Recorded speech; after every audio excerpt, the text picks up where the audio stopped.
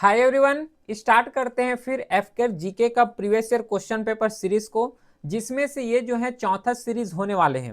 Already इससे पहले जो है 3 सीरीज कवर कर चुके हैं। और ध्यान रखना, जितना भी ये सीरीज को कवर कर रहे हैं और इसका जो ओरिएंटेशन है प्योरली 2026 एग्जाम बेस्ड है। अगर प्रीवियस ईयर क्वेश्चन पेपर के बेस से या फिर जितने ऑप्शन है उसके बेस से अगर क्वेश्चन पूछे जाते हैं या फिर आगे क्वेश्चन पूछे जा सकते हैं, उसके अकॉर्डिंग जो है पूरा कंटेंट यहाँ पे प्रिपेयर किए गए हैं। तो मस्ट है 2026 स्टूडेंट के लिए, जो लोग एग्जाम दे रहे हैं 2026 में, है ना, जो कि 31 जनवरी को एग्जाम है, तो उसके लिए जो ये सीरीज है बेस्ट होने वाले हैं। इसके बाद जो है एक और सीरीज आएगा, है ना, 5 तक टोटल 5 सीरीज इसको कवर करेंगे। इसके बाद जो है रीजनिंग को स्टार्ट कर लेंगे। ठीक है। और ध्यान दो यहाँ पे एक चीज कि पॉलिटी हो गया, इकोनॉमिक्स नहीं, इसके बाद जो जियोग्राफी है, हिस्ट्री है, ऑलरेडी कवर हो चुके हैं, तो उसको एक बार कवर कर लेना। इसके बाद जो है जैसे ये 5 सीरीज कवर होते हैं, उसके बाद full length mock test free of cost Telegram channel में अपलोड हो जाएगा, तो वहां से उसको एक्सेस कर लेना। ठीक है। ये तो आज चौथा सीरीज है, फिर 5th सीरीज को जल्दी ही कवर करेंगे, हो सके तो कल या फिर परसों। उसके बाद मॉक टेस्ट वहां पे अपलोड कर दूंगा, फुल लेंथ मॉक टेस्ट, तो उसको भी एक बार प्रैक्टिस कर लेना। ठीक है। चल, जिसमें पहला क्वेश्चन है कि which of the following organisation या फिर फोर्सेस यहाँ पे कंसीडर कर लो, हैज अ सर्वत्र सर्वोत्तम सुरक्षा, जो कि एक इसका स्लोगन है, या फिर इसको बोल लो जो कि इस फोर्सेस का मोटो है। कौन से फोर्सेस का मोटो है सर्वत्र सर्वोत्तम सुरक्षा? पहले तो ये क्लियर करो, इसके बाद आगे कवर करते हैं। तो ध्यान रखना, इसका ये जो मोटो है ये एनएसजी का है, नेशनल सिक्योरिटी गार्ड का मोटो है सर्वत्र सर्वोत्तम सुरक्षा, और इसे जो है फाउंड किए गए थे 1984 में। अगर पता हो तो ऑपरेशन ब्लू स्टार चलाए गए थे। ठीक है, ऑपरेशन ब्लू स्टार चलाए गए थे। इसके बाद जो है 1984 में नेशनल सिक्योरिटी गार्ड को यहाँ पे फाउंड किए गए थे। और ये जो इसका जुरिस्डिक्शन होते हैं पेन इंडिया में होते हैं। ठीक है, जो एनएसजी है, एनएसजी का जो ऑपरेशन होता है, जुरिस्डिक्शन होते हैं, वो पेन इंडिया में होते हैं, और ये मिनिस्ट्री ऑफ होम अफेयर्स के अंदर आते हैं। और इसी के साथ इसको ब्लैक कैट के नाम से भी जाने जाते हैं। हेडक्वार्टर जो है इसका गुरुग्राम हरियाणा में पड़ता है। तो कुछ इंपॉर्टेंट थिंग्स हैं यहाँ पे एनएसजी के रेस्पेक्ट में, ये हमें सबसे पहले बात तो पता होना चाहिए। ठीक है, चलो यहाँ तक तो कवर हो गया। अब और कुछ ऑप्शन दिए गए हैं, जैसे कि बीएसएफ का हो गया। बीएसएफ का जो मोटो होता है वो है ड्यूटी अनटू दैट। ठीक है, बीएसएफ का जो मोटो है ड्यूटी अनटू डेथ, ये जो है ये बीएसएफ का मोटो होता है।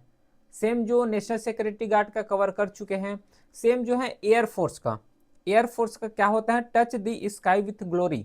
ठीक है, touch the sky with glory, ये जो है एयरफोर्स का मोटो होता है। फिर सिख लाइट इन्फेंट्री, इसका मोटो क्या होता है, पता है इसका मोटो? सिख लाइट इन्फेंट्री जो है, लाइट इन्फेंट्री जो है, इसका मोटो होता है देग, टेग और फतेह।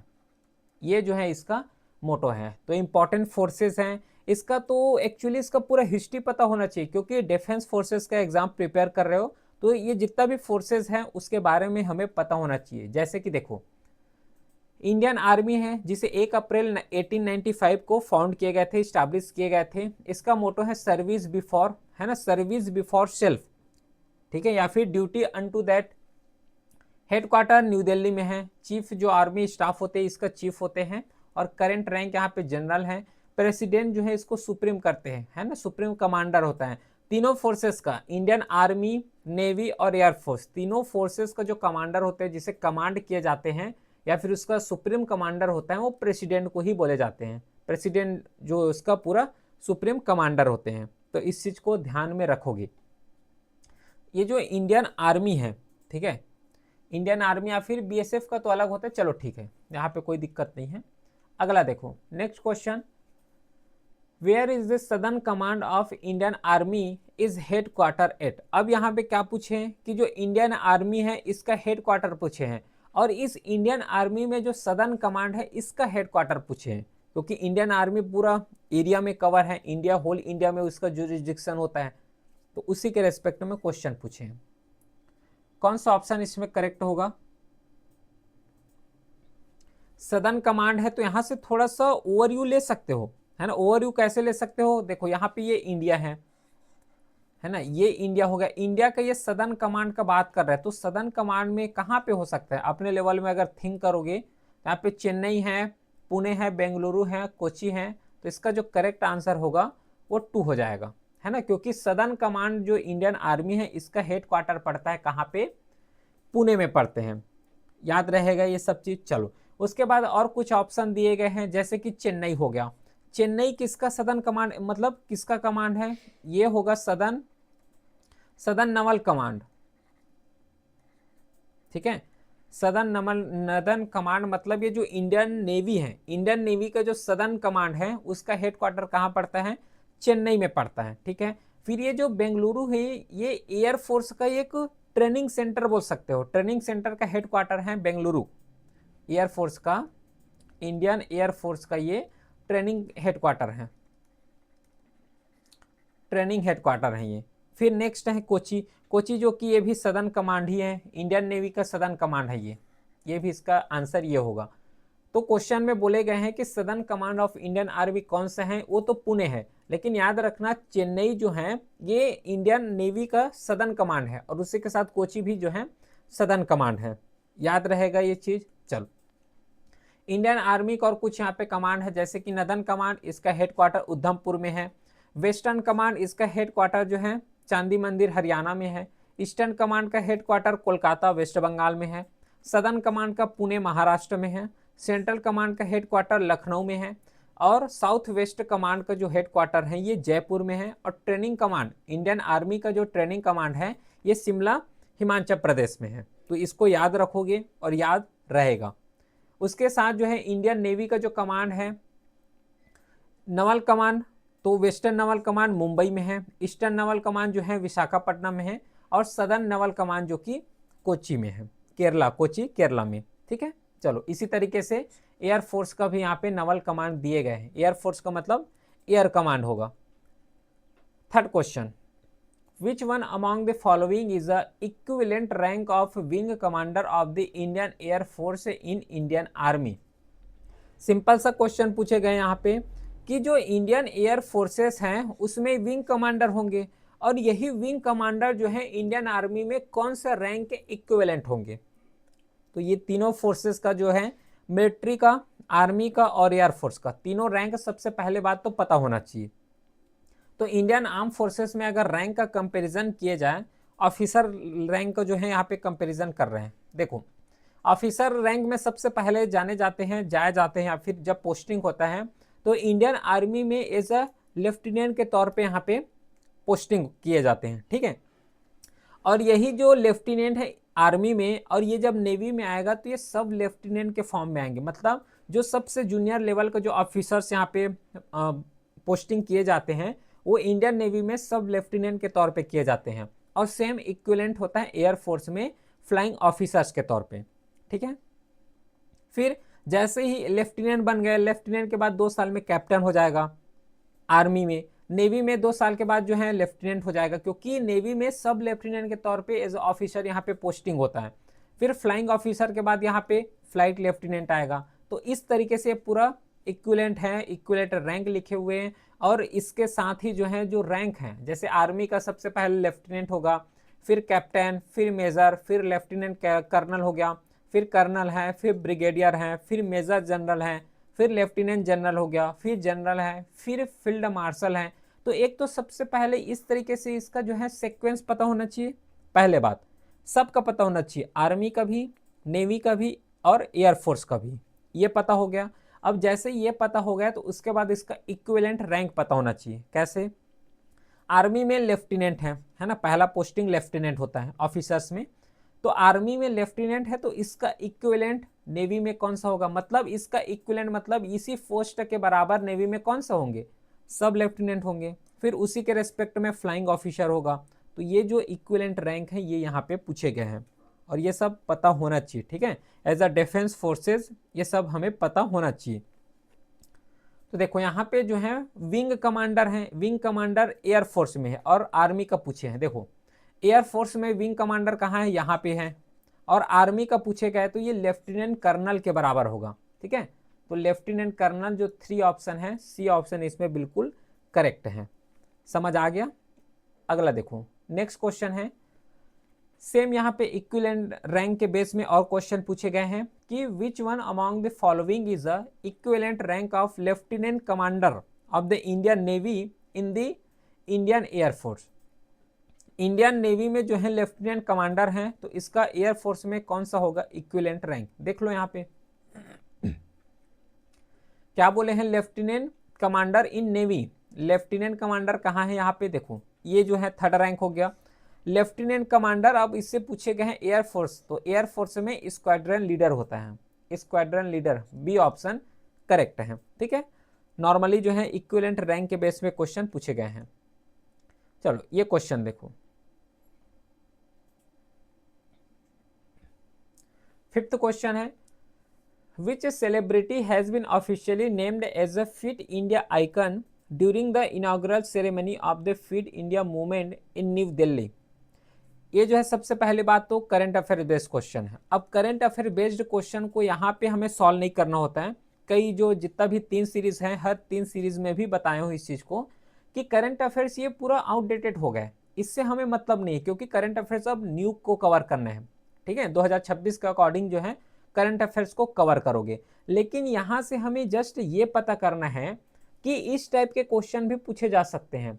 3 सीरीज कवर किए हैं, उन तीनों सीरीज में भी करंट अफेयर्स डिस्कस किए हैं, लेकिन उस करंट अफेयर्स को जो है एग्जाम ओरिएंटेड डिस्कस किए हैं, मतलब इस तरीके से भी क्वेश्चन पूछे जा सकते हैं, करंट अफेयर्स ऐसे भी क्वेश्चन आते हैं। तो ये जो है जस्ट हमें इतना कवर करना है, इसका बल्कि करेक्ट आंसर 1 है। अगला क्वेश्चन देखो, ये भी करंट अफेयर्स ओरिएंटेड है। 2025 में जो मिस वर्ल्ड टाइटल है ये किसके हाथ में है, कौन जीते हैं, 6 का करेक्ट आंसर क्या होगा। और देखो ये जितना भी करंट अफेयर्स हैं ये पूरा टेलीग्राम चैनल में डेली अपलोड हो जाता है ना। करंट अफेयर जो है डेली भी अपलोड होता है, डेली के साथ वो करंट अफेयर्स वीकली भी अपलोड होते हैं, और उसी के साथ इसको मंथली भी फॉलो करते हैं। तो अपने लेवल में एक किसी को पकड़ लो और एक को फॉलो करना स्टार्ट कर दो। अगर किसी को डेली करंट अफेयर्स पढ़ना अच्छा लगता है तो डेली कवर करो, किसी को वीकली कवर करना है तो वीकली कवर कर सकते हो, या फिर मंथली कवर करना है तो मंथली कवर कर सकते हो। लेकिन अगर मेरा ओपिनियन अगर जानना चाहोगे तो मेरा ओपिनियन ये है कि 2 यहाँ पे फॉलो करना। अब पूछोगे क्यों 2 फॉलो करेंगे, देखो अगर डेली फॉलो करते हो तो डेली फॉलो एक तो करोगे, फिर जब चाहे वीकली फॉलो करोगे या फिर मंथली फॉलो करोगे तो इससे क्या होगा कि दोबारा रिवाइज हो जाएगा। और रिवीजन क्या है ये सबको पता है, कितना जो है एग्जाम प्रिपरेशन में रिवीजन रोल प्ले करता है ये सबको पता है, ये बताने की जरूरत नहीं है। तो यहाँ पे काम कर सकते हो, मंथली को फॉलो करना ही करना है, इसको कंपलसरी बना लो। ठीक है, इसको जो है कंपलसरी कर लो कि मंथली को फॉलो करेंगे। इसके बाद जो है या तो डेली फॉलो कर लो या फिर वीकली फॉलो कर लो। अगर डेली फॉलो करते हो तो मंथली कवर करोगे तो वहां पे और अच्छे से रिवाइज हो जाएगा, और अगर वीकली फॉलो करते हो तो वीकली फॉलो करने के बाद जब मंथली करोगे तो और अच्छे से रिवाइज हो जाएगा। तो डेली या फिर वीकली इन दोनों में से एक को फॉलो करो, और उसके बाद जो मंथली है उसको फॉलो करो, फिर अच्छे तरीके से पूरा हॉलिस्टिकली मंथ का करंट अफेयर्स वहां पे प्रिपेयर हो जाएगा। ठीक है, बताओ 6 का करेक्ट आंसर क्या है, 6 का करेक्ट आंसर हो जाएगा 4। अगला क्वेश्चन देखो, 7th क्वेश्चन है विच of the following is true about tropical cyclone. Tropical cyclone के बेस्ड क्वेश्चन पूछे गए हैं। यहाँ पे दो टर्म है, यहाँ पे ध्यान देना, एक को बोले जाते हैं ट्रॉपिकल एरिया और एक को बोले जा रहे हैं यहाँ पे साइक्लोन। मतलब जो साइक्लोन ओरिजिनेट होगा ये ट्रॉपिकल एरिया में ओरिजिनेट होगा, क्योंकि इसलिए इस चीज को बता रहा हूँ क्योंकि एक और होता है एक्स्ट्रा साइक्लोन। ठीक है, एक्स्ट्रा साइक्लोन करके एक और कॉन्सेप्ट होते हैं, इसलिए इस चीज को बताया हूं। बताओ ट्रॉपिकल साइक्लोन में कौन सा ऑप्शन इसमें बिल्कुल करेक्ट है। इसका अगर थोड़ा सा बेसिक ओवरव्यू अगर दूं तो देखो ये है पूरा इंडिया नहीं पूरा ग्लोब हो गया। अब इस ग्लोब में ये हो गया इक्वेटर, अब ऑलमोस्ट जो है 23.5 हो गया, और नीचे 23.5 साउथ हो गया। ठीक है, ऊपर नॉर्थ हो गया, नीचे साउथ हो गया। तो मोस्टली जो है 5 डिग्री से 23.5 डिग्री या फिर 10 डिग्री, इसको क्या बोले जाते हैं, ट्रॉपिकल एरिया बोले जाते हैं। ट्रॉपिकल एरिया इसीलिए बोले जाते हैं क्योंकि ये सन हो गया। अब सन का डायरेक्टली रेडिएशन इक्वेटर में पड़ते हैं, और जैसे ही ऊपर जाते हैं तो ये जो रेडिएशन है, रेस है, जो सन का एनर्जी आता है, थोड़ा स्लैंटिंग हो जाते हैं। तो यहाँ पे मोस्टली जो है सन का रेडिएशन देखने को मिलता है इसलिए इसको ट्रॉपिकल एरिया बोल रहे हैं। अब ट्रॉपिकल एरिया में सबसे पहले क्या बोले हैं कि it is a much extensive size than extra tropical cyclone. बताओ यहाँ पे पहले तो दोनों को कवर कर ले क्या कि साइक्लोन क्या होता है और एक्स्ट्रा साइक्लोन क्या होता है, उसके बाद इसको सॉल्व करते हैं। देखो यहाँ पे जो ट्रॉपिकल साइक्लोन होता है ये लो लैटिट्यूड में फॉर्म होता है, बताया हूं ना अभी इसी चीज को कि ये इक्वेटर हो गया, इक्वेटर से जस्ट 23.5 और 23.5 जो है साउथ में जाओगे, ये नॉर्थ हो गया साउथ हो गया, तो यहीं पे जो है क्योंकि इसका लेवल यहाँ पे लो है, लो लैटिट्यूड में फॉर्म होते हैं, तो 5 से 20 डिग्री हो गया यहाँ पे ट्रॉपिकल फॉर्म होता है। लेकिन जो एक्स्ट्रा ट्रॉपिकल साइक्लोन होते हैं ये 23 डिग्री के ऊपर चले जाते हैं, मतलब ये हायर लैटिट्यूड है ना, मिडिल या फिर हाई लैटिट्यूड में फॉर्म किए जाते हैं, उसे बोलते हैं extra tropical cyclone. Tropical area में जो फॉर्म हो रहा है वो लो लैटिट्यूड है, वहां पे फॉर्म हो रहा है तो ट्रॉपिकल साइक्लोन बोल दिए। एक्स्ट्रा ट्रॉपिकल मतलब ट्रॉपिकल से थोड़ा ऊपर चले गए है ना, हाई एल्टीट्यूड में चले गए, इसको बोले जाते हैं एक्स्ट्रा ट्रॉपिकल साइक्लोन। और मोस्ट इंपॉर्टेंट एक और चीज ध्यान देना यहाँ पे, कौन सा चीज है, ट्रॉपिकल साइक्लोन जो है यहाँ पे फॉर्म हो रहा है, सपोज करो यहाँ पे ट्रॉपिकल साइक्लोन फॉर्म हुआ, अब इस एरिया में देखोगे तो यहाँ का पानी गर्म रहेगा कि ठंडा रहेगा, क्या रहेगा, गर्म रहेगा। क्यों गर्म रहेगा, क्योंकि ये सन है, अब सन का रेडिएशन यहाँ पे आ रहे हैं, डायरेक्टली आएगा तो गर्मी होगा, तो गर्मी रहेंगे तो हीट होगा, मतलब यहाँ का जो पानी रहेगा, ओशियन रहेगा, वो पूरा वार्म होगा। लेकिन इसके जैसे ऊपर जाओगे तो जो वाटर है वो पूरा कम हो जाएगा, है ना, वाटर का जो कोल्डनेस है वो वहाँ पे ज़्यादा देखने को मिलेगा। क्यों कोल्ड हो जाएगा, क्योंकि सन का रेडिएशन जितना ये इक्वेटर में आ रहा है ना, जितना यहाँ पे सन का रेडिएशन आ रहा है वहाँ पे सन का रेडिएशन यहाँ पे नहीं आ पाएगा, क्योंकि सन का रेडिएशन स्लैंट हो जाएगा। इसलिए यहाँ पे लिखा है कि जो ट्रॉपिकल साइक्लोन है ये वहाँ पे वार्म कोर होता है और यहाँ पे कोल्ड होते हैं, ठीक है। तो इस तरीके से क्या होता है कि जब ट्रॉपिकल साइक्लोन जब फॉर्म होते हैं तो यहाँ पे क्या हो जाता है कि एक एरिया जहाँ पे इंटेंसली लो प्रेशर हो जाते हैं, ठीक है, अब यहाँ पे लो प्रेशर है और कोई ऐसा एरिया होगा जहाँ पे बहुत ज़्यादा हाई प्रेशर होते हैं, ठीक है। अब ये लो प्रेशर क्यों हुआ, हाई प्रेशर क्यों हुआ, ये सब डिस्कस कर चुके हैं जब कवर किए हैं जियोग्राफी पोर्शन को एफ कैट में, ठीक है, ऑलरेडी कवर कर चुके हैं। तो यहाँ पे लो प्रेशर है तो लो प्रेशर है तो हाई प्रेशर को अपने तरफ अट्रैक्ट करेंगे, जब हाई प्रेशर को अपने तरफ अट्रैक्ट करेंगे तो इस तरीके से इसका मूवमेंट स्टार्ट हो जाते हैं, इस तरीके से। और ऐसे जब मूवमेंट करना स्टार्ट हो जाते हैं तो ये नॉर्मली जो है लार्ज साइक्लोन का फॉर्म ले लेते हैं, ठीक है। और ध्यान रखना यहाँ पे जो एरिया रहते हैं पूरा इंटेंस लो प्रेशर हो जाते हैं, बहुत ज़्यादा लो प्रेशर हो जाते हैं, और इसी को क्या बोलते हैं, इसी को बोले जाते हैं आई बोलते हैं, ठीक है। साइक्लोन में आई का फॉर्म होता है लेकिन एक्स्ट्रा टॉपिकल में जो है आई का फॉर्म नहीं होता, इसको ध्यान देना। चलो यहाँ तक कुछ बेसिक इंफॉर्मेशंस कवर किए हैं। पहला देखो यहाँ पे कि it is a much extensive size than extra tropical cyclone, मतलब यहाँ पे बोले गए हैं कि जो ट्रॉपिकल साइक्लोन है ये बहुत ज़्यादा होते हैं कंपेयर टू एक्स्ट्रा साइक्लोन। बताओ तो सही है क्या, ये सही बोले हैं? थर्ड ऑप्शन गलत है ये, ठीक है, पहला ऑप्शन बिल्कुल गलत है। क्यों गलत हो गया, क्योंकि ट्रॉपिकल साइक्लोन का जो साइज होता है as compare to extra cyclone ये बहुत कम होते हैं।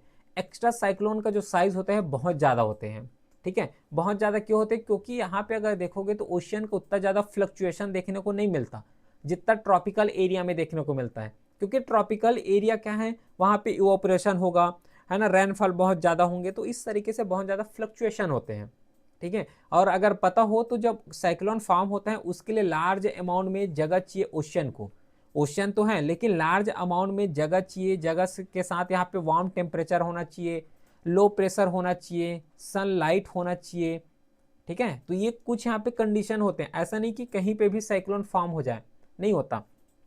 पहला ऑप्शन बिल्कुल गलत है। सेकेंड ऑप्शन की there is a more than one place where wind and rain is active, क्या बोले गए ये, there is a more than one place where wind and rain is active, सही बोले क्या, गलत। अभी तो बताया हूं कि यहाँ पे जब लो प्रेशर होता है तो एक ही यहाँ पे आई का फॉर्म होता है, तो यहाँ पे आई का फॉर्म हो गया तो यहीं पे बारिश होगा। अब साइक्लोन यहाँ पे बना है तो यहाँ पे थोड़ा बारिश होगा, समझ रहे हो, साइक्लोन जहाँ पे बना है वहीं पे तो बारिश होगा ना। तो यहाँ पे पहला तो गलत हो गया, सेकंड तो गलत हो गया फिर, क्योंकि यहाँ पे मोर देन बोले गए हैं। फिर it is associated with single I, tropical cyclone में आई का फॉर्म होता है, देख लो यहाँ पे वही चीज बताया ना, यहाँ पे लो प्रेशर है तो यहाँ पे एक इंटेंस लो प्रेशर का बेल्ट बन जाता है, उसको आई बोलते हैं। ठीक है, 3 ऑप्शन बिल्कुल सही है। फॉर्म इन अ मिडिल और हाई एल्टीट्यूड, ये जो मिडिल और हाई एल्टीट्यूड है यहाँ पे एक्स्ट्रा साइक्लोन का फॉर्म होता है, ना कि साइक्लोन का। समझ आ गया, पूरा डिटेल के साथ यहाँ पे बता दिया हूँ। नेक्स्ट देखो, ऑपरेशन दुधी अ काउंटर इंसर्जेंसी ऑपरेशन है, इसे कौन से फोर्सेस के द्वारा लीड किए गए थे? 8वां क्वेश्चन।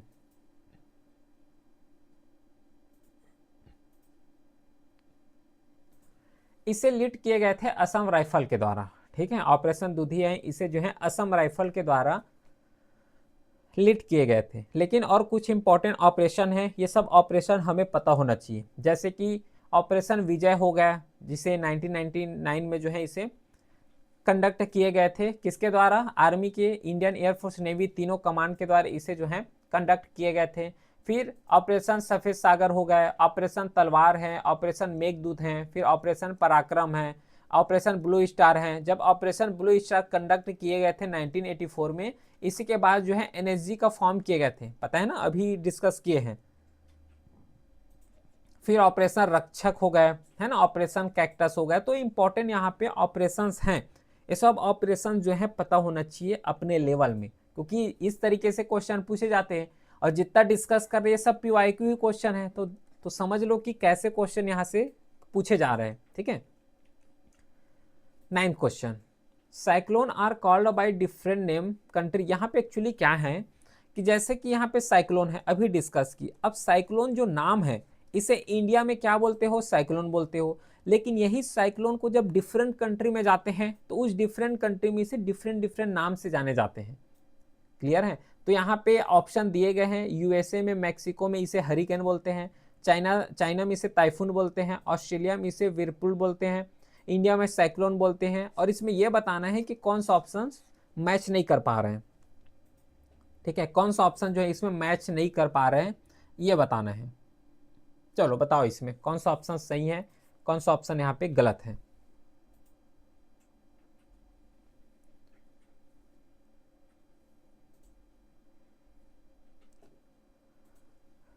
देखो यहाँ पे सबसे पहले है कि यूएसए और मैक्सिको, इसमें जो है हरिकेन बोले जाते हैं। यूएसए और मैक्सिको में जो साइक्लोन है इसे हरिकेन बोले जाते हैं, ये ऑप्शन जो है बिल्कुल सही है। नेक्स्ट जो चाइना है, चाइना एरिया में जब भी साइक्लोन आते हैं, साइक्लोन आ जाते हैं तो वहां पे इसे टाइफून बोले जाते हैं, ये भी बिल्कुल सही है। लेकिन जो ऑस्ट्रेलिया है, ऑस्ट्रेलिया में इसे विलफुल नहीं बोले जाते हैं, ऑस्ट्रेलिया में इसे विली विली बोले जाते हैं। ठीक है, ऑस्ट्रेलिया में जो साइक्लोन आते हैं उसे विली विली बोले जाते हैं, और इंडिया में तो इसे नॉर्मली साइक्लोन बोले जाते हैं। तो ध्यान रखना, इसका करेक्ट आंसर क्या हो जाएगा? सी हो जाएगा, 3 इसमें करेक्ट आंसर है। तो देखो, इंडियन ओशियन में अगर साइक्लोन आए तो इसे नॉर्मली साइक्लोन टर्म से डिनोट किए जाते हैं। अगर वेस्टर्न पैसिफिक ओशियन में साइक्लोन आ जाए तो इसे टाइफून बोले जाते हैं। और ध्यान रखना, जो चाइना है ये किस में आते हैं? चाइना का अगर रीजन देखोगे तो ये वेस्टर्न पैसिफिक में ही आते हैं। फिर अटलांटिक ओशियन में इसे हरिकेन बोलते हैं, ईस्टर्न पैसिफिक ओशियन में हरिकेन हो गया, ऑस्ट्रेलिया रीजन में विली विली हो गए, चाइना सी है तो चाइना सी में टाइफून है, जापान में टाइफून बोले जाते हैं, फिलीपींस में जो है बगियो बोले जाते हैं, यूएसए में हरिकेन बोलते हैं। ठीक है, चल अगला देखो। नेक्स्ट क्वेश्चन है कि which is the closest island in the Andaman and Nicobar island to the equator. अब देखो, इंडिया का अगर लोकेशन देखोगे इस तरीके से, तो इंडिया का जो लोकेशन है और ये इक्वेटर हो गया है, तो यहाँ से यहाँ तक अगर डिस्टेंस देखोगे तो 8 पॉइंट या फिर 8 डिग्री 4 मिनट के यहाँ पे डिफरेंस होता है। ये 0 डिग्री हो गया, तो इतना डिस्टेंस यहाँ पे होते हैं। और वही पूछे गए हैं कि अंडमान और निकोबार जो आइलैंड है, आइलैंड यहाँ पे होगा, अंडमान निकोबार आइलैंड यह पूरा होगा, तो इसमें सबसे क्लोजेस्ट ये वाला पॉइंट को पूछे गए हैं कि कौन सा आता है। लिटिल अंडमान है, कार निकोबार आइलैंड है, या फिर नॉर्थ अंडमान आइलैंड है, या फिर ग्रेट निकोबार आइलैंड है। बताओ कौन सा ऑप्शन इसमें करेक्ट होगा। देखो यहाँ पे जो अंडमान और निकोबार आइलैंड है इसको भी 3-4 कैटेगरी में डिवाइड किए गए हैं। कैसा कैटेगरी डिवाइड किए हैं? देखो, सपोज करो ये पूरा आइलैंड है, अब आइलैंड तो टुकड़ा में होगा, ठीक है, लेकिन इसको समझने के लिए सिंगल बना रहे हैं। तो इस तरीके से एक आइलैंड ऐसा होगा, सबसे ऊपर वाले आइलैंड को बोले जाते हैं ये नॉर्थ अंडमान है। ठीक है, ये जो है नॉर्थ अंडमान है, क्योंकि ये सबसे ऊपर वाले, तो सबसे ऊपर वाले पोर्शन को नॉर्थ अंडमान बोलते हैं। फिर इस तरीके से और डिविजिबल होगा, ये वाले जो डिविजिबल आइलैंड है ये पूरा है तो अंडमान निकोबार आइलैंड, लेकिन इसको जो है डिवाइड किए गए हैं, तो ये बीच वाले को बोले जाते हैं मिडिल अंडमान। ठीक है, ये बीच वाले को बोलते हैं मिडिल अंडमान। फिर इसे एक पार्ट में और डिवाइड किए गए हैं क्योंकि ये थर्ड पार्ट है, थर्ड पार्ट को बोले जाते हैं सदर्न अंडमान या फिर साउथ अंडमान। और ये सबसे जो नीचे पार्ट है, ये नीचे हिस्से को बोले जाते हैं लिटिल अंडमान। और एक चीज और ध्यान देना कि जो सदर्न अंडमान है और लिटिल अंडमान है इसके बीच एक पैसेज है। ठीक है, इसको जो है डिवाइड किए गए हैं। और कौन डिवाइड किए गए, ये जो डिवाइड किया हूं ना, ये डिवाइड को यहाँ पे बोले जाते हैं डक्कन पास। ठीक है, इसे बोले जाते हैं डक्कन पास। याद रहेगा ये सब चीज, वो सब यहाँ पे लिखा हुआ है कि सबसे ऊपर में नदर्न अंडमान है, उसके बाद मिडिल अंडमान है, फिर सदर्न अंडमान है, फिर उसके बाद जो है लिटिल अंडमान आएगा।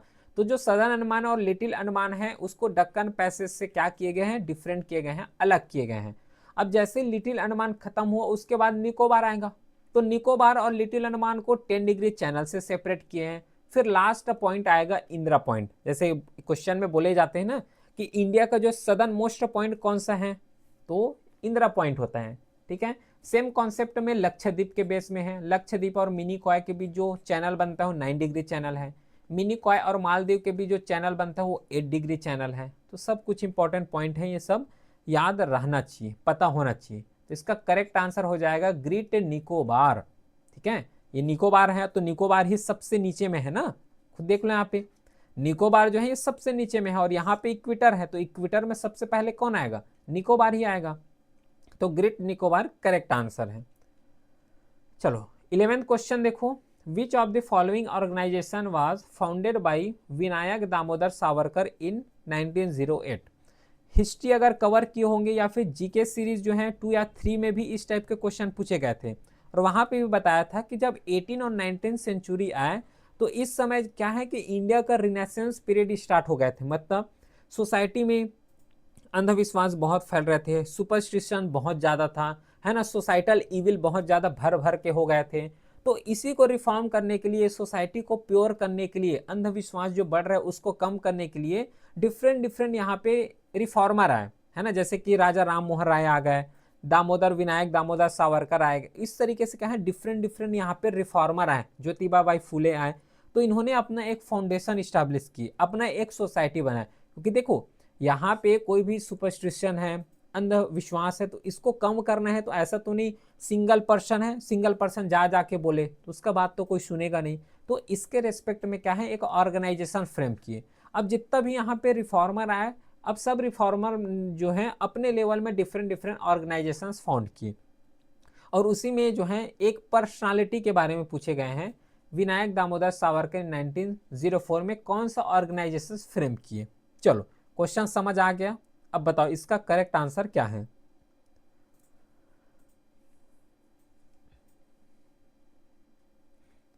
करेक्ट आंसर क्या है सबसे पहले तो ये बताना है।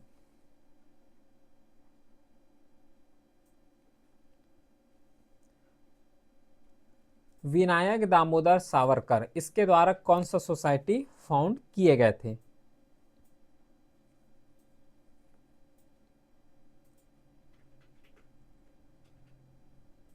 तो इसमें जो करेक्ट आंसर होगा वो 4 हो जाएगा। ठीक है, अभिनव भारत सोसाइटी, ये जो अभिनव भारत सोसाइटी है इसे फाउंड किए गए थे विनायक दामोदर सावरकर के द्वारा। जितना भी सोसाइटल इविल हैं, सुपरस्टिशन है, इन सब को जो है कम करने के लिए इस्टेब्लिश किए गए थे। ठीक है, इतना समझ आ गया क्या। चलो फिर और अदर ऑप्शंस को भी देख लो। अदर ऑप्शन में जैसे कि जो फ्री इंडिया सोसाइटी है इसे इस्टेब्लिश किसके द्वारा किए गए थे, यहाँ पे और कुछ ऑप्शन है, इसी ऑप्शंस को कवर करते हैं। जैसे कि जुगांतर हो गया, नेक्स्ट में जुगांतर है। जुगांतर जो कि अपने लेवल में एक रिवॉल्यूशनरी ऑर्गेनाइजेशन रहे हैं बंगाल में, जिसे फाउंड किए गए थे बरिंद्र कुमार घोष के द्वारा, है ना, उसके बाद दत्त के द्वारा। ठीक है, ये जो जुगांतर हैं, ये जुगांतर को इस्टेब्लिश किए गए थे किसके द्वारा, बरिंद्र कुमार घोष के द्वारा, न कि विनायक दामोदर सावरकर के द्वारा। क्लियर है, समझ आ गया क्या। चलो और कुछ एग्जाम्पल देखते हैं। ध्यान रखना जो फ्री इंडिया सोसाइटी इसे भी इस्टेब्लिश किए गए थे विनय दामोदर सावरकर के द्वारा। लेकिन विनय दामोदर सावरकर एक सिंगल पर्सनालिटी बस नहीं है जो फ्री इंडिया सोसाइटी को फाउंड किए गए थे। इसके अलावा और भी पर्सनालिटी हैं जैसे कि कृष्णा वर्मा हो गए, ठीक है। और एक चीज और यहाँ पे गलत इसलिए हुआ ये फ्री इंडिया सोसाइटी क्योंकि यहाँ पे 1904 बोले गए हैं, और 1904 में जो है ये ऑर्गेनाइजेशंस को फाउंड किए गए थे, अभिनव भारत सोसाइटी को, ठीक है। तो ये यहाँ पे गलत हो गया। फिर इंडिया इंडिपेंडेंस लीग, ये जो है रिलेट करता है रास बिहारी बोस से, और जो है अभिनव भारत सोसाइटी इसे फाउंड किए गए थे विनय दामोदर सावरकर के द्वारा, ठीक है। समझ आ गया। इसको देखो, नेक्स्ट क्वेश्चन है 12th, ये इकोनॉमिक्स बेस्ड क्वेश्चन पूछे गए हैं। विच of the following correctly explain the difference between WPI और CPI। ये जो WPI है इसका फुल फॉर्म होता है wholesale price index, wholesale price index, और ये जो CPI है इसका मतलब होता है कंज्यूमर प्राइस इंडेक्स। तो यहां पे कौन सा करेक्टली एक्सप्लेन कर रहे हैं ये बताना है। एक्चुअली जो है अगर प्राइस को यहाँ पे मापे जाते हैं या फिर मेजर किए जाते हैं, तो जब होलसेल प्राइस इंडेक्स में किए जाते हैं इसका मतलब सिंपल सा है कि जितना भी होलसेल में या फिर बल्क अमाउंट में जितना भी परचेज हो रहे हैं उसको अगर कैलकुलेट करना है तो उस लेवल में होलसेल प्राइस इंडेक्स को कैलकुलेट किए जाते हैं, ठीक है। जब इन्फ्लेशन कैलकुलेट करते हैं तो इन्फ्लेशन कैलकुलेट करने के लिए दो यहाँ पे मेथड हैं, एक होलसेल प्राइस इंडेक्स है और एक कंज्यूमर प्राइस इंडेक्स है। तो जो होलसेल प्राइस इंडेक्स है इसमें प्राइस को मेजर किए जाते हैं होल लेवल में, मतलब जो बल्क अमाउंट में परचेस कर रहे हैं उस लेवल में। और कंज्यूमर इन्फ्लेशन जो है, कंज्यूमर प्राइस इंडेक्स, इसे मेजर किए जाते हैं कंज्यूमर लेवल में। मतलब हम लोग जैसे कि कोई भी सामान लिए तो सामान ले रहे हैं तो डायरेक्टली कंज्यूम करने के लिए ले रहे हैं, तो जब कंज्यूम करने के लिए ले रहे हैं उस सामान को तो हम लोग क्या कहलाएंगे, कंज्यूमर कहलाएंगे। तो सबसे ग्राउंड लेवल में जो इन्फ्लेशन को जो है मेजर किए जाते हैं वो CPI बोले जाते हैं, उसको कंज्यूमर प्राइस इंडेक्स से बोलते हैं, ठीक है। तो CPI में क्या क्या इंक्लूड कर सकते हो, अब देखो CPI एक्चुअली क्या है, डायरेक्टली कंज्यूमर लेवल में है। तो कंज्यूमर लेवल में है तो डायरेक्टली जो कंज्यूम कर रहे हो उसको, जैसे कि हेल्थ हो गया, हेल्थ डायरेक्टली कंज्यूम करोगे इसको और सेल थोड़ा ना करोगे, नहीं करोगे, क्योंकि जो होलसेल है ये होलसेल लेवल में परचेस किए हो। अब ये होलसेल लेवल वाले क्या करेंगे, इसको CPI में कन्वर्ट करेंगे, मतलब जो कंज्यूमर है उसको सेल करेंगे। एग्जाम्पल से समझाता हूँ, अच्छे से समझ आएगा। जैसे देखो ये फैक्ट्री हो गया, अब इस फैक्ट्री में मान लो कोई सामान फ्रेम हुआ, बनाए वो 10 रुपये में, 10 रुपये में ये बना दिए, ठीक है। अब ये जो है कंपनी या फिर फैक्ट्री वाले क्या करेंगे, ये होलसेल प्राइस में सेंड करेंगे, होलसेल प्राइस में इसको सेल करेंगे। अब ये जो है 10 रुपये में बनाए तो अब इसको होलसेल प्राइस तक आने में जैसे कि ट्रांसपोर्टेशन हुआ, तो ट्रांसपोर्टेशन किए तो ट्रांसपोर्टेशन का खर्चा बढ़ गया, तो ट्रांसपोर्टेशन का खर्चा बढ़ गया तो मान लो यहाँ पे WPI में आते आते तक ये 12 रुपये हो गया, ठीक है। 2 रुपये मान लो ट्रांसपोर्टेशन खर्चा आ गए।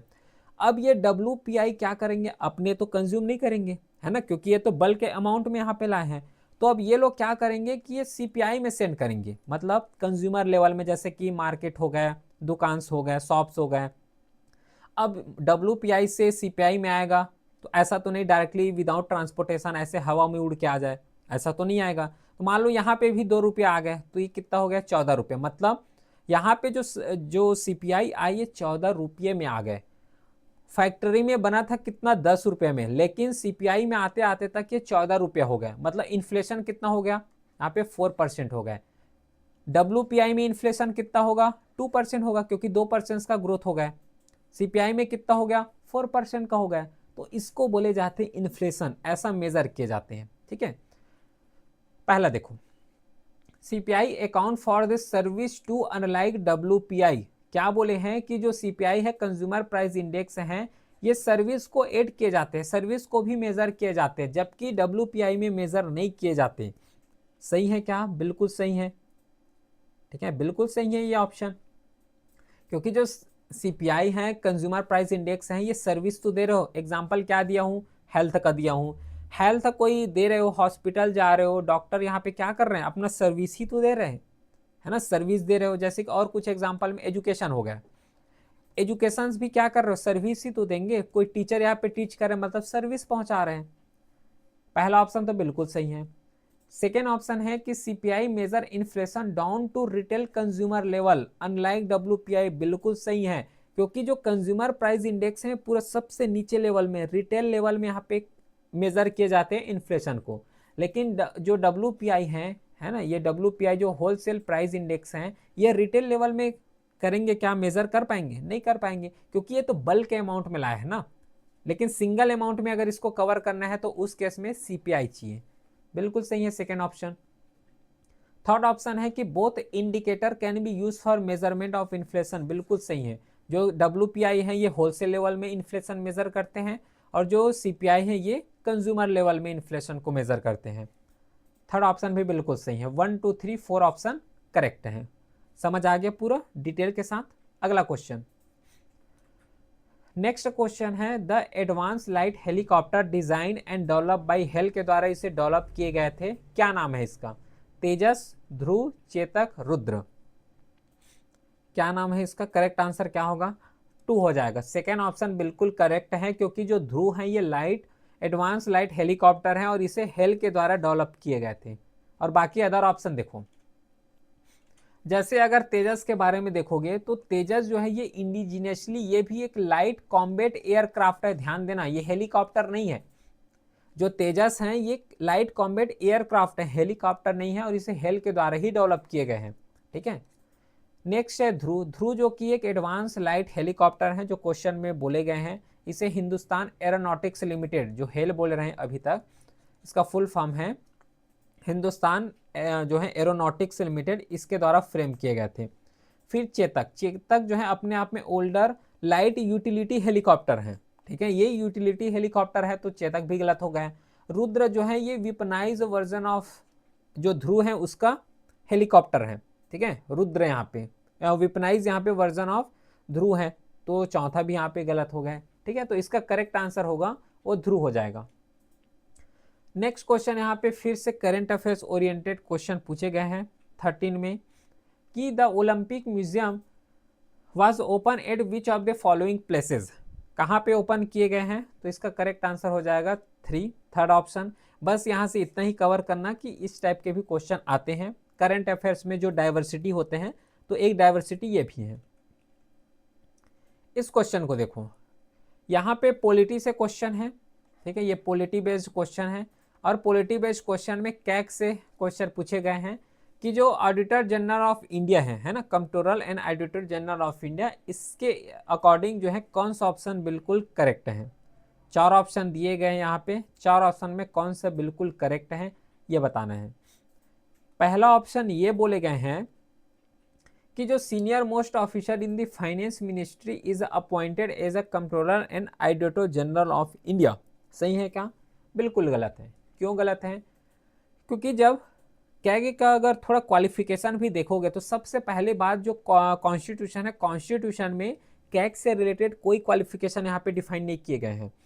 कुछ चीज़ यहाँ पे क्वालिफिकेशन जो है कैग के रेस्पेक्ट में डिफाइन नहीं किए गए हैं, और यहाँ पे जो सीनियर मोस्ट ही बनेगा फाइनेंस मिनिस्ट्री से, ये भी कॉन्स्टिट्यूशन में डिफाइन नहीं किए गए, इसलिए पहला ऑप्शन गलत है। सेकेंड ऑप्शन है कि the controller and auditor general of India shall only be remove from office in like manner and on the like ground as a जज ऑफ द सुप्रीम कोर्ट। सही है ये? तो देखो, जो सुप्रीम कोर्ट का जज है कब रिमूव होते हैं, कौन सा आर्टिकल में? 148 आर्टिकल में सुप्रीम कोर्ट के जज को यहाँ पे रिमूव किए जाते हैं। उसी के साथ यहाँ पे स्पेशल मेजोरिटी चाहिए होता है। ये समझ आ गया? ठीक है, तो यहाँ पे जो कैग है, कैग को रिमूव किया जाता है जैसे कि जो ग्राउंड रिमूव किए जाते हैं, जैसे कि सुप्रीम कोर्ट का जो जज है उसको रिमूव करते हैं। रिमूव कैसे किए जाते हैं? स्पेशल वोटिंग मेथड के द्वारा, पार्लियामेंट में इसको रिमूव किए जाते हैं। तो जैसे जो सुप्रीम कोर्ट है उसको रिमूव करते हैं जज को, सेम वैसे ही तरीके से कैग को भी रिमूव किया जाता है। बिल्कुल करेक्ट ऑप्शन है, जो सेकेंड ऑप्शन है बिल्कुल सही है। थर्ड क्या बोले गए हैं कि the controller and auditor general of India is appointed by prime minister. ये गलत है, इसे प्राइम मिनिस्टर के द्वारा अपॉइंट नहीं किए जाते, इसे जो है प्रेसिडेंट के द्वारा अपॉइंट किए जाते हैं। ठीक है, प्रेसिडेंट के द्वारा अपॉइंट किए जाते हैं कैग को। नेक्स्ट है कि the controller and auditor general of India is appointed by chief justice. Chief justice नहीं, इसे प्रेसिडेंट के द्वारा अपॉइंट करते हैं। ठीक है, कवर हो गया? समझ आ गया क्या? चलो आगे बढ़े। अच्छा, यहाँ पे 148 बोल दिया हूँ क्या? अच्छा हाँ हाँ ठीक है ठीक है। यहाँ पे जो 148 है एक्चुअली ये कैग का है, मैं सुप्रीम कोर्ट का बता दिया हूँ शायद। Controller and auditor general India में होगा, ये 148 में बताया गया है इसका, ठीक है, कॉन्स्टिट्यूशन में। चलो अगला क्वेश्चन देखते हैं। अब पूरा कंट्रोलर ऑडिटर जनरल के बारे में यहाँ पे लिखा गया है। आर्टिकल 148 कॉन्स्टिट्यूशन में मेंशन है ना, पार्ट 5 में मेंशन है। और इसे अपॉइंट किए जाते हैं प्रेसिडेंट के द्वारा, और ओथ भी दिलाए जाते हैं प्रेसिडेंट के द्वारा। और ये 6 साल तक रहते हैं और 65 ईयर्स तक, ठीक है। अगर रिमूव करना है, रिजाइन करना है, तो इसको किए जा सकते हैं। प्रेजेंट जो कैग हैं वो के संजय मूर्ति हैं। अगला देखो, नेक्स्ट क्वेश्चन स्पोर्ट्स से रिलेटेड है, और एफ कैट वालों देख लो, है ना, ये वाला जो क्वेश्चन होते हैं ना, इससे रिलेटेड क्वेश्चन बहुत बार पूछे जाते हैं। यही क्वेश्चन बहुत बार पूछे जाते हैं, ये नहीं बोल रहा हूं मैं, ठीक है। कोई स्पोर्ट दे दिए रहेंगे और इस स्पोर्ट से कौन कौन रिलेटेड टर्म है ये यहाँ पे पता होना चाहिए। ये तो नॉर्मली करंट अफेयर्स में रहे होंगे तब इसको पूछे गए हैं, लेकिन इस टाइप के क्वेश्चन बहुत आते हैं। ये जो है रोविंग से रिलेट करता है। बाकी देखो, जो क्रिकेट है, क्रिकेट से रिलेटेड इंपॉर्टेंट इक्विपमेंट ये सब पता होना चाहिए। जैसे कि बैट हो गए, बॉल हो गए, स्टंप हो गए, फुटबॉल में बॉल हो गए, हॉकी में स्टिक बॉल है, वॉलीबॉल में बॉल और नेट हो गए। तो इंपॉर्टेंट यहाँ पे जितना भी इक्विपमेंट है ये सब इक्विपमेंट पता होना चाहिए। एफ कैट का पता नहीं, ये फेवरेट क्वेश्चन है, क्योंकि इस टाइप के क्वेश्चन स्पोर्ट हो गया और स्पोर्ट का एक इंपॉर्टेंट इक्विपमेंट वहां से पूछे जाते हैं। इस क्वेश्चन को देखो, जो थाईलैंड का करेंसी कौन सा है ऐसा पूछे गए हैं। थाईलैंड का करेंसी बेस्ड क्वेश्चन पूछे गए हैं। तो इसका करेक्ट आंसर हो जाएगा भारत, क्योंकि जो भारत है ये थाईलैंड का करेंसी है। बाकी रुपया हो गया, रुपया कहाँ का है, यहाँ पे ये वाला रुपी नहीं बोल रहे हैं, ध्यान रखना। जो इंडिया में रुपी चलते वो वाला रुपी नहीं है, रुपया है। ये जो है इंडोनेशिया का है, ध्यान रखना इस चीज को। इंडोनेशिया का करेंसी है। युआन कहाँ का है, युआन कहाँ का है, युआन चाइना का है, ध्यान रखना। फिर येन, येन कहाँ का है, कहाँ का करेंसी है येन, ये जापान का है। सब याद रहेगा ये करेंसी। इंपॉर्टेंट करेंसी भी यहाँ पे लिखा हुआ है, तो अपने लेवल में इसको करना है। बाकी नेक्स्ट क्वेश्चन है जो कि 17 क्वेश्चन है। ये जो है ज्योग्राफी से क्वेश्चन पूछे गए हैं। ज्योग्राफी से क्वेश्चन पूछे गए हैं, और इस ज्योग्राफी में अर्थक्वेक बेस्ड क्वेश्चन पूछे गए हैं कि कौन सा यहाँ पे मोस्ट डिस्ट्रक्टिव होता है एट इपी सेंटर में। इपी सेंटर में सबसे मोस्ट डिस्ट्रक्टिव कौन सा वेव होते हैं ये पता करना है। इपी सेंटर किसको बोलते हैं, हाइपो सेंटर किसको बोलते हैं। देखो, अर्थक्वेक जब भी आता है तो एक पॉइंट होता है ना। अर्थक्वेक जैसे कि ये दो प्लेट हो गए, ये दो प्लेट जब आपस में टकराएंगे तो सपोज कर अर्थक्वेक आ गए। अब यहाँ पे मान लो यहाँ पे टकरा गए, अब यहाँ पे क्या होगा, एक एनर्जी जनरेट होगा। अब ये एनर्जी जो है कई तरीके से जो है डायरेक्टली सरफेस में आते हैं, या तो इस तरीके से आएंगे, या तो इस तरीके से जो है लॉन्गिट्यूड मेथड में इस तरीके से आएंगे। तो दो ही मेथड है। इस तरीके से क्या होते हैं कि जो अर्थक्वेक का जो एनर्जी है, एनर्जी डायरेक्टली सरफेस की तरफ आगे बढ़ते हैं। ये जो एरिया है जहां पे अर्थक्वेक का जो एनर्जी रिलीज हुआ है, इस एरिया को बोले जाते हैं हाइपोसेंटर, ठीक है। इसको बोले जाते हैं हाइपोसेंटर, या फिर इसी को बोल सकते हो फोकस, फोकस बोलते हैं। और जैसे ये ऊपर आए, सपोज ये सरफेस एरिया है, अब ये जिस तरीके से डायरेक्टली ऊपर में सरफेस से टकराएंगे, जिस पॉइंट में टक्कर होगा, इसको बोले जाते हैं ईपी सेंटर, इसको बोले जाते हैं ईपी सेंटर। बताओ यहां तक समझ आ गया का। बाकी देखो, अब ये जैसे कि ऊपर आएगा तो ये वेव के फॉर्म में आते हैं, है ना। जब ये एनर्जी सरफेस की तरफ आएंगे, सरफेस से टक्कर होगा, तो ये वेव के फॉर्म में रहते हैं। और इस वेव को यहाँ पे डिफाइन किए गए हैं S wave, P wave, R wave, L wave. अब इसको वन बाय वन करके कवर करते हैं। पी वेव जिसे प्राइमरी वेव बोलते हैं, और ये जो एक कंप्रेशनल वेव होता है, इस तरीके से कंप्रेशन होते हुए आगे बढ़ते हैं।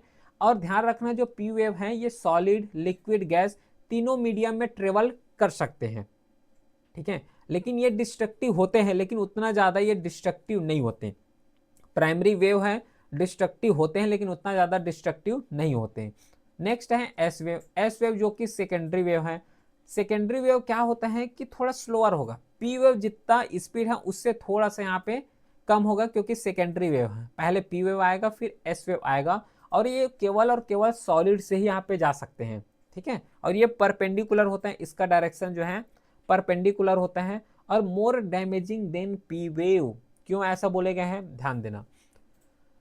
पी वेव सबसे पहले बात तीनों मीडियम में जा रहे हैं, लेकिन जो एस वेव होता है केवल सॉलिड में जा रहे हैं, और सरफेस एरिया कैसा होता है, सॉलिड होते हैं। और जो पी वेव है ये ज्यादा स्पीड के फॉर्म में जा रहे हैं, लेकिन जो एस वेव होता है, सेकेंडरी वेव होते हैं, ये थोड़ा कम स्पीड है। तो कम स्पीड की वजह से क्या होता है कि इसमें जो झटके हैं, है ना, इसमें जो सेकिंग है बहुत ज्यादा होते हैं, और सबसे ज्यादा डैमेजिंग का कारण ये P wave sorry S wave बनता है, क्योंकि ये सबसे ज्यादा डिस्ट्रक्टिव होते हैं, ठीक है। एस वेव समझ आ गया। फिर नेक्स्ट होता है आर वेव। आर वेव जिससे रेलेग वेव भी बोले जाते हैं। सरफेस इस सरफेस वेव हैं, क्योंकि ये रोलिंग के फॉर्म में आते हैं, ठीक है। फिर एल वेव होता है जिसे लव वेव भी बोलते हैं, जो कि ये साइड टू साइड मोशन करते हैं। साइड टू साइड मोशन कैसे होता है, देखो, साइड टू साइड मोशन मतलब होता है इस तरीके से, ये हो गया, दो प्लेटें हो गए, तो जस्ट ऊपर नीचे ऐसे मोशन करते रहते हैं। पहले ये वाला आगे चले गए, ये कम हो गए, ये आगे बढ़े तो ये कम हो गए, तो साइड बाई साइड मोशन करते हैं। ये चार इंपॉर्टेंट यहाँ पे वेव हैं, सब वेव यहाँ पे कवर हो गया। अच्छा, यहाँ पे क्या बोले गए हैं कि जो एल वेव है, ठीक है, हाँ, यहाँ पे और ध्यान देना एक चीज, जैसे कि एक चीज बताया हूँ कि एस वेव जो है ये मोस्ट डिस्ट्रक्टिव है, मोर डैमेजिंग होते हैं देन पी वेव, लिखा है। लेकिन ध्यान रखना, अगर चारों में से सबसे ज्यादा अगर डिस्ट्रक्टिव देखे जाओगे तो एल वेव होता है, क्योंकि ये एक्सट्रीमली डिस्ट्रक्टिव होते हैं, है ना, specially at epicentre, because they have a large amplitude, बहुत ज्यादा इसका एम्पलीट्यूड होता है। और एपी सेंटर बताया हूँ ना, सरफेस एरिया, सरफेस एरिया जहाँ पे हम लोग रह रहे हैं, अब रह रहे हैं तो वहां पे सबसे ज्यादा एक्सट्रीम सेकिंग होगा, तो सबसे ज्यादा डैमेजिंग भी इसी के द्वारा होंगे। तो एल वेव इसका करेक्ट आंसर है, ठीक है। एस वेव भी है, लेकिन एस वेव डैमेजिंग होता है more compare to P wave, P wave से ज्यादा डैमेजिंग एस वेव है, लेकिन इन सबसे ज्यादा डैमेजिंग जो है एल वेव होता है। नेक्स्ट क्वेश्चन है, ये नॉर्मली जो है पॉलिटी से क्वेश्चन पूछे गए हैं कि जब आर्टिकल यहाँ पे जब कॉन्स्टिट्यूशन को फ्रेम किए गए थे तो उस समय, ठीक है, फर्स्ट टाइम जब आर्टिकल को फ्रेम किए गए थे तो उस समय कितना आर्टिकल थे और कितना शेड्यूल रहे हैं, क्वेश्चन पूछे। बहुत इजी क्वेश्चन है, पॉलिटी का बहुत इजी क्वेश्चन है ये। करेक्ट आंसर सबको पता होगा, आर्टिकल 395 और 12 शेड्यूल, है ना। 395 आर्टिकल रहे हैं जब कॉन्स्टिट्यूशन को फ्रेम किए गए थे तो, और 12 वहां पे शेड्यूल रहे हैं। बाकी कुछ इंपॉर्टेंट यहाँ पे फीचर्स भी लिखे गए हैं, अपने लेवल में इसको कवर करोगे। नेक्स्ट क्वेश्चन है करंट ओरिएंटेड क्वेश्चन है 19, global climate change alliance is a initiative, किसके द्वारा ये इनिशिएटिव लिए गए हैं, ये यूरोपियन यूनियन के द्वारा लिए गए हैं। और कुछ इंपॉर्टेंट जैसे कि नेशनल क्लीन एनर्जी फंड हो गया, इसे मिनिस्ट्री ऑफ फाइनेंस इंडिया के द्वारा इसे लिए गए हैं। ग्रीन इंडिया मिशन हो गया, इसे मिनिस्ट्री ऑफ इन्वायरमेंट के द्वारा लॉन्च किए गए हैं। नेशनल इलेक्ट्रिक मोबिलिटी मिशन हो गया, इसे इंडिया के द्वारा लॉन्च किए गए हैं। एनर्जी इफिशिएंसी फाइनेंसिंग प्लेटफॉर्म, इसे ब्यूरो ऑफ एनर्जी इफिशिएंसी के द्वारा लॉन्च किए गए हैं। नेशनल सोलर मिशन हो गया, इसे ministry of new and renewable energy के द्वारा लॉन्च किए गए हैं। तो इंपॉर्टेंट ऑर्गेनाइजेशंस भी हैं, क्योंकि जितना भी यहाँ पे मिशंस लिखे गए हैं ये इन्वायरमेंट से रिलेटेड है, इन्वायरमेंट से लिखे गए हैं, और इन्वायरमेंट जो है मोस्ट इंपॉर्टेंट यहाँ पे थीम बन जाता है जहां से क्वेश्चन पूछे जा सकते हैं। नेक्स्ट क्वेश्चन है 20, जो कि गदर पार्टी से क्वेश्चन पूछे गए हैं। गदर पार्टी इसे कहां लॉन्च किए गए थे, लंदन में, ठीक है। और किसके द्वारा लॉन्च किए गए थे बताओ,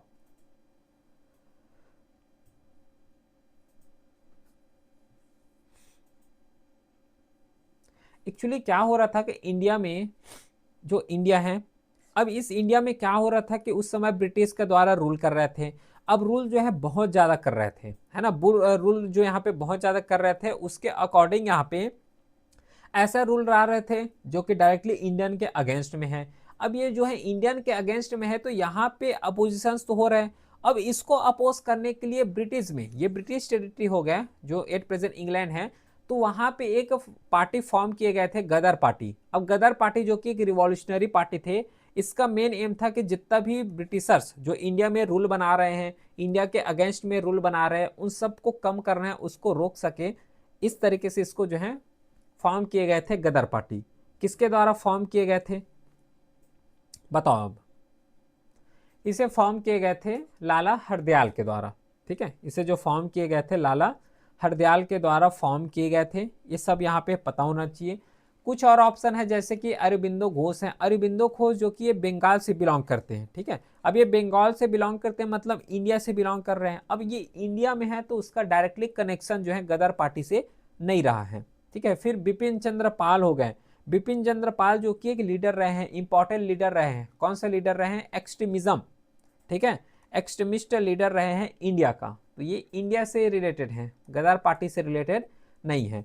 फिर आता है लाला लाजपत राय, ये भी लीडर रहे हैं, है ना, फ्रीडम फाइटर रहे हैं लाला लाजपत राय। समझ आ गया गदर पार्टी क्यों फॉर्म किए गए थे। इसे जो है 1913 में फॉर्म किए गए थे जब वर्ल्ड वार चल रहा था। तो हेडक्वार्टर भी याद रखना, यूएसए में जो है इसका हेडक्वार्टर रखे गए थे। बाकी 21 क्वेश्चन है, भक्ति मूवमेंट से क्वेश्चन पूछे गए हैं।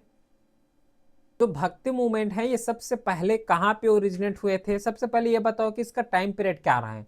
भक्ति मूवमेंट रफली जो है 8th सेंचुरी से 12th सेंचुरी तक इसका ओरिजिनेट हुआ है। और ऐसे भी क्वेश्चन पूछे जाते हैं कि जो भक्ति मूवमेंट है ये सबसे पहले नॉर्दर्न इंडिया में ओरिजिनेट हुआ कि सदर्न इंडिया में ओरिजिनेट हुआ।